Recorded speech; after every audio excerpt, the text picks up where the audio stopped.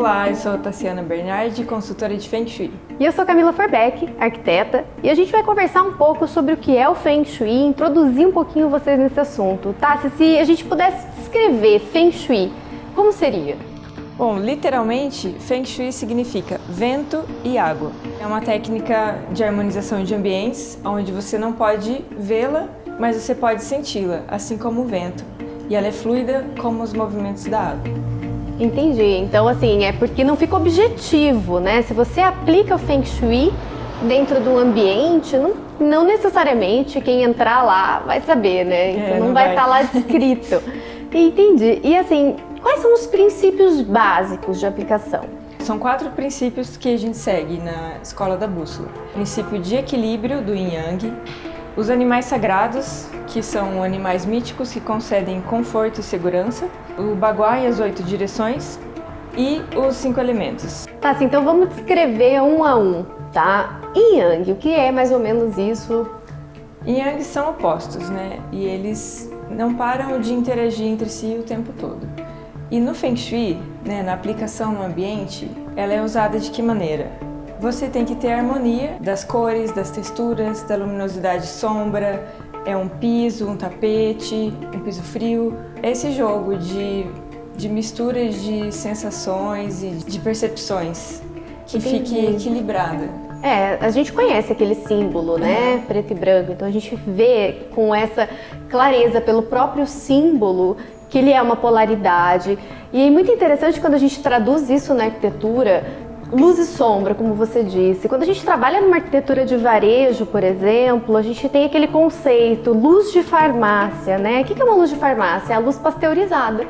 É quando a gente só vê claridade, a gente não vê o produto em destaque com a sombra ao fundo fazendo ele se sobressair, né? Então, traduzindo literalmente, é um conceito que na verdade a gente aplica para o comércio, para a nossa casa. Então também um ambiente muito claro, às vezes a gente também não vai ficar confortável, né? Acender um abajur no canto da sala e equilibrar as sensações, é por aí. É por aí.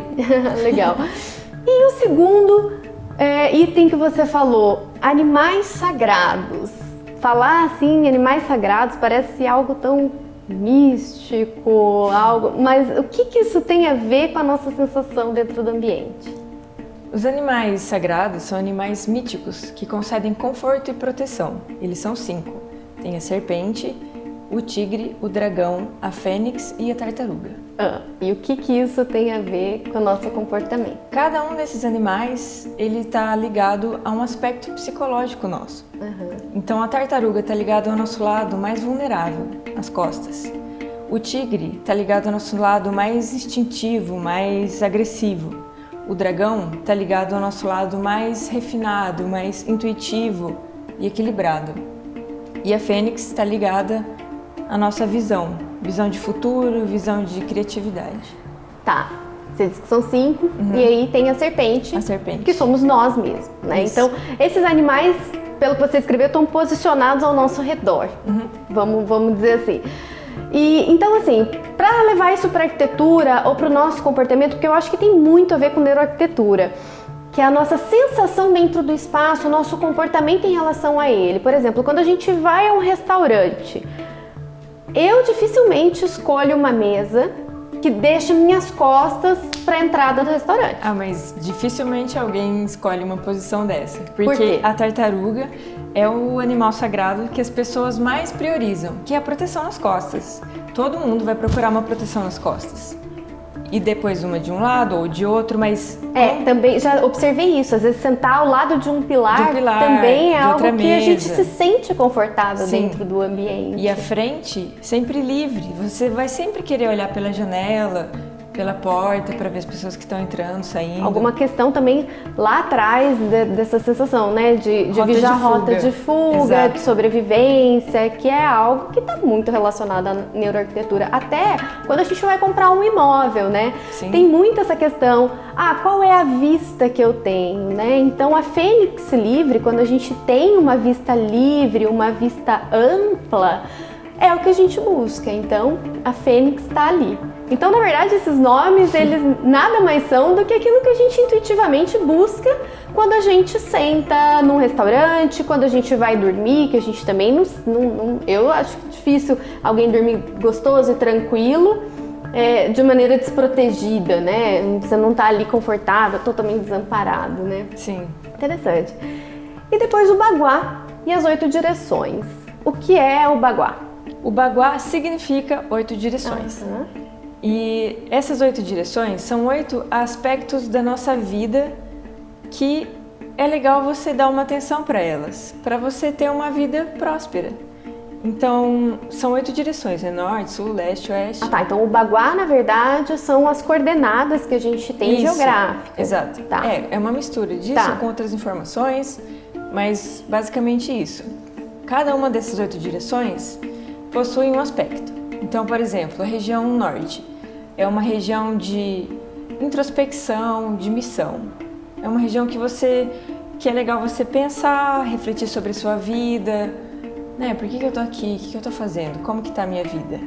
E cada região tem a contraparte. Então, a região sul é uma região mais de movimento, mas, né, o contrário da introspecção, é região de sucesso, desenvolvimento, de realização de então, atividade. Esses aspectos da vida, eles estão relacionados às direções cardeais. Exato. Interessante também que quando a gente vai projetar um imóvel, uma das primeiras coisas que a gente faz, ou ao locar uma casa num terreno, é justamente isso, é saber qual é o norte, qual é o sul. Por quê? Porque o sol tá ali, né? É ele que vai nos dar as condicionantes para que a gente faça um projeto que tenha conforto térmico, luminotécnico. Então você faz a análise do ambiente nesse sentido, de acordo com os pontos cardeais.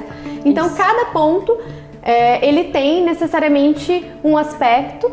E, por exemplo, aqui dentro da nossa casa nós aplicamos o Feng Shui e nessa região onde a gente está sentada é a região dos amigos e viagens e vida social. E vida social. Então pronto, então aqui é o local onde nós escolhemos um tom de parede que tem um nome de vinho, que é Merlot, então tudo a ver com a nossa vivência aqui dentro do espaço. Então essa questão do norte, sul, leste, oeste, que tem a sua função, né, amigos, vida social, porque eu já estava dizendo da cor, né, mas a cor, na verdade, ela está relacionada aos 5 elementos. Tá, o que são os 5 elementos? Bom, os 5 elementos nada mais são do que 5 padrões de energia observados na natureza. Então, cada um dos 5 elementos tem uma forma, uma cor, uma representação. Então, o elemento fogo, ele é ascendente e as cores são vermelho e púrpura. Interessante como você está dizendo que ele é um padrão de energia. Eu sinto isso. Só de você falar a palavra fogo, eu sinto calor, né? Eu sinto a energia dele, né? Quando você fala que ele tem essa forma ascendente, a gente também percebe que no fogo a sua forma, né, é uma energia. Por exemplo, a cor, como você disse que era o vermelho, a cor do fogo, né, representado no elemento. A gente tem esse aspecto com a cor porque o vermelho é uma cor quente, né? Então, como as coisas estão relacionadas. Exato. E depois tem o elemento terra, que são as formas quadradas e retangulares.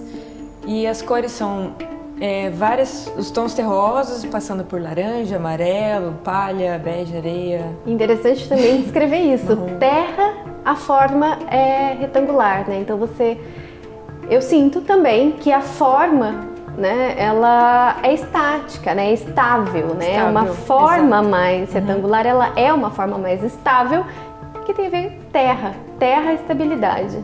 Exato. Fogo, ascensão. Vamos lá. Depois tem o elemento metal, que é a concentração. Ele é representado pelas formas redondas e pelas cores cinza e branco. E os cromados, né, prateados e cores de metal. E depois tem o elemento água, que a forma é descendente. Repara que o formato da água e o do fogo são parecidos, porque o fogo é para cima e a água é para baixo. O formato é parecido, mas a densidade é para baixo. Pensa numa gota, aonde vai? O peso é para baixo? Mas ela o escorre. formato da gota pode ser também o formato de uma chama de fogo. As cores da água são preto, cinza escuro e azul marinho.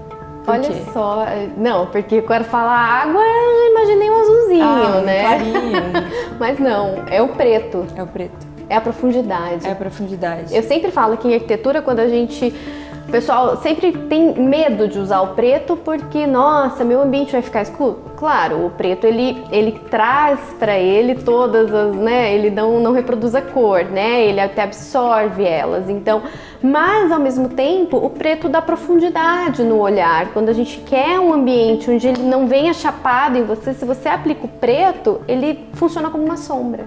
Depois tem o elemento madeira, que é representado pelas formas cilíndricas, como o tronco de uma árvore, e a característica dela é de expansão, como a copa. É a copa que busca a E vida. as cores são verde e azul. Você acha que é o azul da água? Não, o azul é da madeira. E daí, esses 5 elementos, eles interagem, onde o fogo queima a madeira. E a madeira suga a água corrói o metal suga a terra para ser gerado e a terra apaga o fogo. Esse é o ciclo de redução. Os elementos, eles interagem de 3 maneiras. Esse de redução, o de nutrição, onde o fogo vai nutrir a terra, né? A terra fica mais fértil. E depois na terra fértil ela gera o metal que vai ser denso e quando ele é derretido, ele vai conceder à água propriedades minerais e vai se tornar líquido como ela, nutrindo ela. E a água vai nutrir a madeira que vai, né, dar combustível para o fogo. Esse é o ciclo de nutrição. E o ciclo de dominação é o ciclo onde a água vai apagar o fogo, que vai derreter o metal, que vai cortar a madeira, que vai sugar a terra, que vai estancar a água. Entendi. A gente consegue entender essa relação e essa questão da energia de um com o outro, tanto na energia de se nutrir, como na energia de, quem sabe, um tomar do outro de e estancar. Legal, então na verdade esses são os 4 princípios básicos. E interessante a gente ver como eles estão totalmente relacionados na arquitetura, embora a gente fale assim, elemento fogo, elemento água, tartaruga, nada mais são do que sensações que a gente pode trabalhar dentro do ambiente. Então o Feng Shui entra aí, entre a gente analisar o ambiente e fazer com que a gente se sinta bem dentro dele, utilizando-se da natureza e do comportamento. Exato. Obrigada, tá? Exato, que isso.